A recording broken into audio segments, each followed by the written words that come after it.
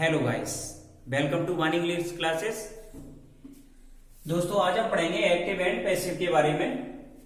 कल आपको चार्ट दिया गया था, चार्ट आपने लर्न कर लिया होगा और चार्ट में आपने देखा भी होगा कि एक्टिव से पैसिव में चेंज करते समय हम जो हमारे टेंस हैं उनकी हेल्पिंग वर्ब को किस प्रकार से चेंज किया जाता है। जब टेंस को चेंज करते हैं तो टेंस हमारे समझ में आना चाहिए कि ये जो टेंस है वो कौन सा है, किस टाइप का है। इसके बाद में हम सबको पता है कि जो पैसिव वॉइस बनाते हैं तो सभी पैसिव वॉइस में जो मेन वर्ब है वो थर्ड फॉर्म में आती है।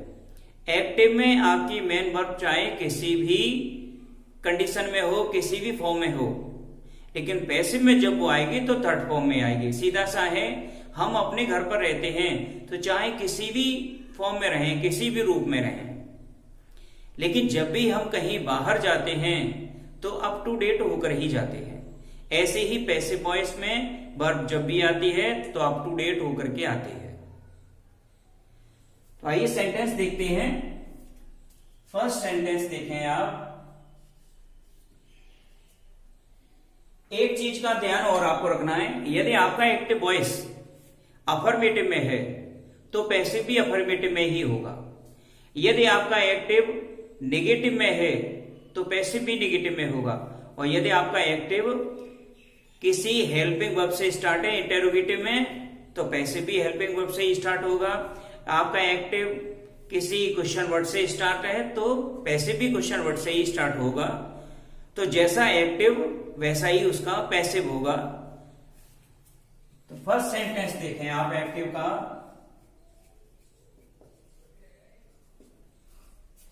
ही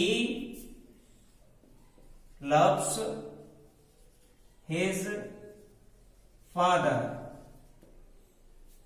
पैसिव वॉइस में चेंज करेंगे। कल हमने स्टडी की थी, एक्टिव में एक सब्जेक्ट होता है और मेन वर्ब होती है। मेन वर्ब के बाद जो आता है वो होता है हमारा ऑब्जेक्ट। तो इस फादर है हमारा ऑब्जेक्ट। एक्टिव के ऑब्जेक्ट को पैसिव का सब्जेक्ट बनाते हैं तो हमारा सब्जेक्ट बनेगा हिज फादर।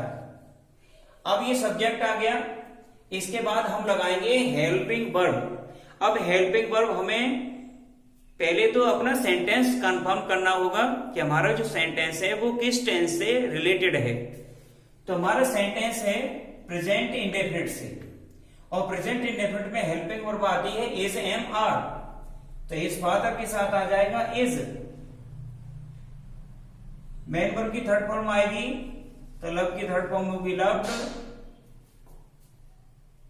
प्रीपोजिशन बाय, और जो हमारा सब्जेक्ट था एक्टिव में ही, इसको ऑब्जेक्ट में चेंज करेंगे तो ही का ऑब्जेक्ट क्या होता है, हिम। ठीक, ये सेंटेंस बन गया हमारा, his father is loved by him. Second sentence देखें एक्टिव में। They are playing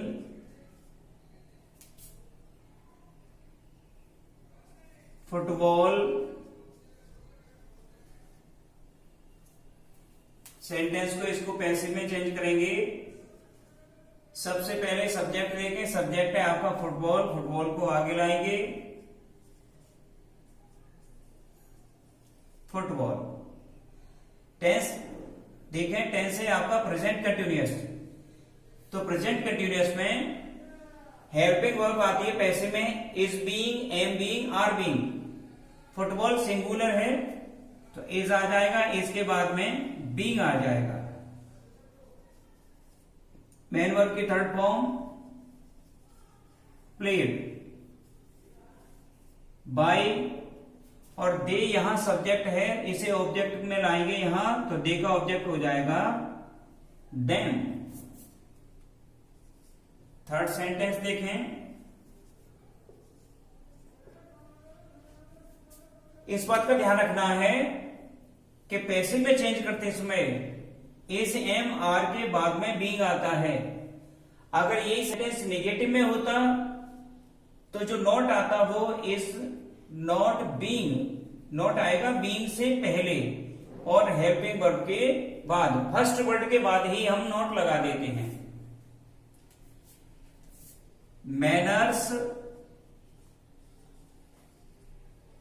reveal,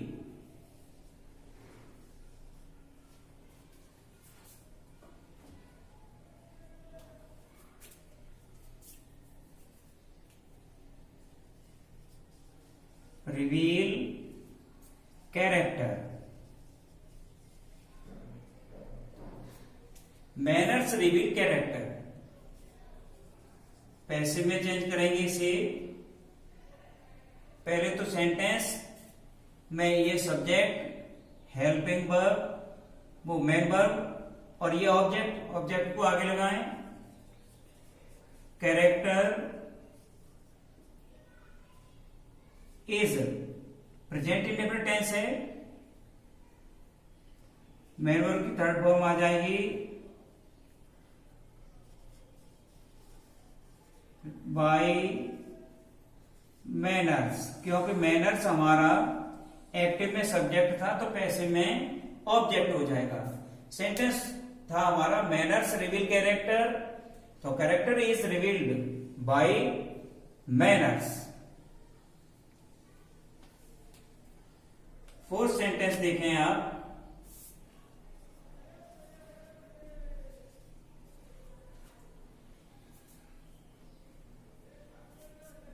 the boy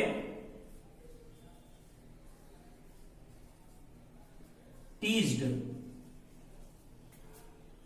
the dog. Passive में से चेंज करेंगे तो वर्ब हमारी टीज्ड है, वर्ब के बाद आया द डॉग, यही हमारा ऑब्जेक्ट है, ऑब्जेक्ट को आगे लाएंगे, सब्जेक्ट हो जाएगा द डॉग। अब टेंस किसमें है? पास्ट इंडेफिनिट, और पास्ट इंडेफिनिट में हेल्पिंग वर्ब आती है वॉज या वर्ब, तो डॉग सिंगुलर है तो वॉज आ गई। अब ये हमने ये कैसे पहचाना कि हमारा टेंस पास्ट इंडेफिनिट का है? तो इसमें आप देख रहे होंगे मेन वर्ब की सेकंड फॉर्म है।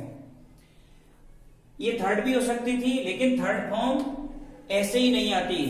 थर्ड फॉर्म हमेशा जब भी आती है तो अपने साथ एक बॉडीगार्ड लेकर के आती है, तो इसके साथ में हैज, हैव, हैड जरूर आना चाहिए, और नहीं तो ये सेकंड फॉर्म है। तो पास्ट इंडेफिनिट टेंस है the dog was, main verb की थर्ड फॉर्म आ जाएगी टीज्ड बाय द बॉय। ये सेंटेंस आपने देखे हो, आपने देखा कि जो भी एक्टिव है वो सब अफर्मेटिव फॉर्म में है, इसलिए पैसिव भी आपका अफर्मेटिव फॉर्म में आया है। यदि आपका सेंटेंस नेगेटिव फॉर्म में आया हो तो पैसिव भी आपका नेगेटिव में आएगा। तो नेगेटिव का सेंटेंस देखते हैं हम।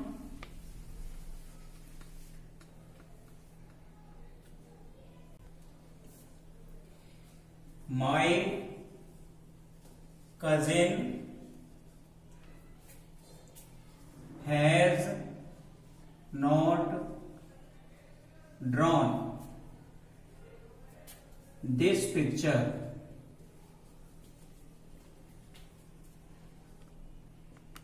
दिस पिक्चर पैसिव में चेंज करेंगे इसे, तो ऑब्जेक्ट हमारा दिस पिक्चर है, आगे लाएं। दिस पिक्चर, अब दिस पिक्चर के साथ भी हम हैज लगाएंगे क्योंकि सिंगुलर है, तो हैज आ गया। नॉट आया है तो यहां भी हैज के बाद नॉट आ जाएगा। और यदि हमारा सेंटेंस प्रेजेंट परफेक्ट में होता है तो पैसिव में चेंज करते समय आता है हैज बीन या हैव बीन, तो यहां पर भी हैज बीन आएगा, लेकिन नॉट आया इसलिए नॉट आएगा फर्स्ट वर्ड के बाद, तो ये हो जाएगा has not been. Main verb की थर्ड फॉर्म वही है ड्रॉन, यहां भी थर्ड फॉर्म है ये क्योंकि हैज के बाद आई है drawn by my cousin. Sentence बना हमारा the picture has not been drawn by my cousin. तो ये आपका सेंटेंस निगेटिव में था, इसलिए पैसिव भी निगेटिव में आया। तो जैसा एक्टिव वैसा ही पैसिव बनेगा आपका। 6 सेंटेंस देखें।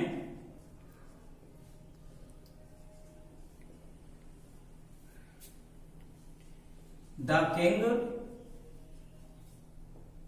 Was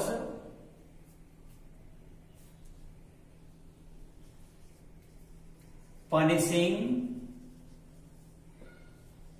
the guilty. The king was punishing the guilty. Passive में चेंज करेंगे तो ऑब्जेक्ट हमारा आपने कंफर्म कर लिया होगा, द गिल्टी को आगे लाएंगे। The guilty was being, main verb की थर्ड फॉर्म आ जाएगी पनिश्ड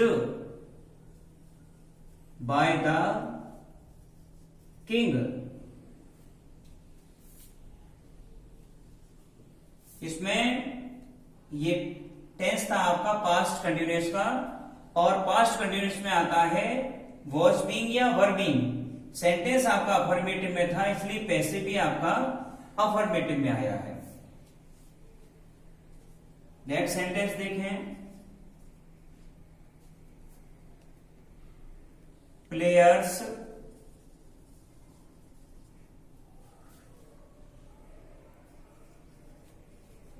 had not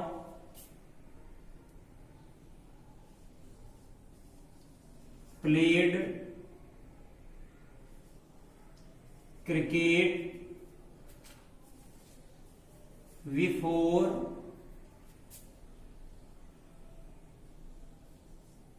noon। इस सेंटेंस को देखें। या मान लीजिए बिफोर के बाद में हम एक क्लॉज और लगा देते हैं, एक सेंटेंस बढ़ा देते हैं, बिफोर ही कैम। ये सेंटेंस देखें। अब इस सेंटेंस में आप 2 सेंटेंस देख रहे होंगे, players had not played cricket और सेकंड है ही केम। तो जो सेंटेंस पहले आएगा वो सेंटेंस उसी टेंस का माना जाएगा जिसका होगा। जैसे पहले सेंटेंस आया है पास्ट परफेक्ट का, तो ये पास्ट परफेक्ट का सेंटेंस है, और ये कनेक्टिव वर्ड है बिफोर, इसके बाद में जो आया है वो है पास्ट इंडेफिनिट का, तो ये पास्ट इंडेफिनिट का नहीं माना जाएगा। अब इसको पैसिव में चेंज करेंगे तो आपका जो सेंटेंस है वो यही तक है, इससे हमारा कोई लेना देना नहीं है। इसको चेंज करेंगे तो इसमें देखें आपका ऑब्जेक्ट क्या है, क्रिकेट, क्योंकि मेन वर्ब ये है। क्रिकेट को आगे लाएंगे, क्रिकेट। अब ये हेड है पास्ट परफेक्ट, तो ये हो जाएगा had not been. Cricket had not been, main verb की थर्ड फॉर्म प्ले की प्लेड हो जाएगी, प्लेड बाय प्लेयर्स। और जो कनेक्टिव वर्ड होता है ये हमारा कनेक्टिव वर्ड है, कंजक्शन है, तो इसके बाद जो भी होगा वो ज्यों का त्यों आ जाएगा। यहां से हम ऐसा का ऐसा ही रख देंगे, बिफोर ही कैम। जैसा सेंटेंस वैसा ही हम बना देंगे। तो निगेटिव का निगेटिव में, अफर्मेटिव का अफर्मेटिव में। अब इंटेरोगेटिव का सेंटेंस देखते हैं हम। इंटेरोगेटिव वाले sentence, who will kill the snake. एक जगह कहीं सर्प निकल आया है और अब ये कह रहे हैं इसे कौन मारेगा, तो हु को चेंज कर देते हैं होम में, होम हेल्पिंग वर्ब आ गई विल, इसके साथ आता है जो हमारा ऑब्जेक्ट था उसे सब्जेक्ट बनाएंगे, home will the snake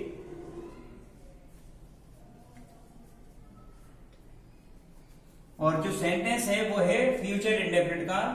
future indefinite में आता है विल बी, शैल बी, तो जो हमारा सब्जेक्ट आता है वो फर्स्ट वर्ड के बाद आता है, तो विल द स्नेक तब आ जाएगा बी किल्ड बाय और क्वेश्चन मार्क। चाहे तो इसे हम बाय होम विल, ये जो पीछे बाय थी वो हमने आगे कर दी, होम के आगे यहां by home will the snake be killed question mark, क्योंकि बाय यहां से हटके आगे आ गया।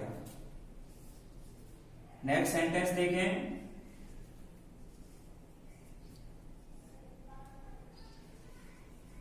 when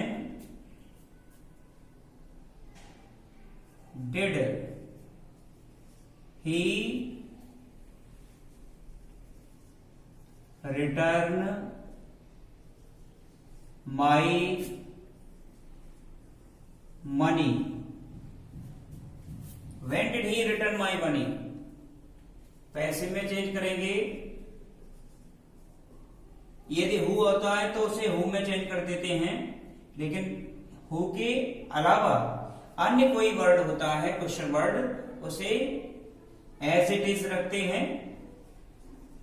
तो व्हेन, अब ऑब्जेक्ट देखेंगे, पहले तो टेंस किसका है, पास्ट इंडेफिनिट का है, और पास्ट इंडेफिनिट में हेल्पिंग वर्ब आती है वॉज या वर। ऑब्जेक्ट देखें, ऑब्जेक्ट है माई मनी, तो माई मनी के साथ आएगा was. When was my money, main verb की थर्ड फॉर्म आ जाएगी रिटर्न्ड बाय, सब्जेक्ट था यहां पर ही एक्टिव का, पैसे में उसे ऑब्जेक्ट बना देंगे तो हो गया हिम क्वेश्चन मार्क। आपके एक्टिव में पीछे क्वेश्चन मार्क है, पैसे में भी क्वेश्चन मार्क आएगा, क्योंकि ये दोनों ही सेंटेंस इंटेरोगेटिव फॉर्म में हैं, तो इसलिए क्वेश्चन मार्क जरूर लगाएं। क्वेश्चन मार्क नहीं लगाया तो आपका सेंटेंस इनकरेक्ट हो जाएगा। नेक्स्ट देखें,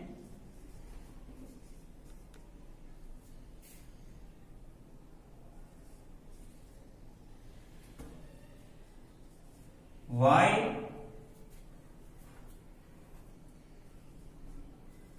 विल